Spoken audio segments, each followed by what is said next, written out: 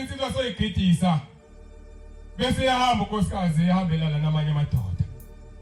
bese yakhathazeka indoda ikhathaza igama layo ithi umngane ithi ngifuna buye ngoba kunegama lami kuye njengoba sikhona nje khona amagama alengayo ngewona wethu anabanikazi bethu kepha uma sona loyo kule igama lakhe uyaphatha kabi uyahamba sifuna akafuni thina ufuna igama lakhe ithi inkosi ngiyajabule maniphuma emakhaya sonto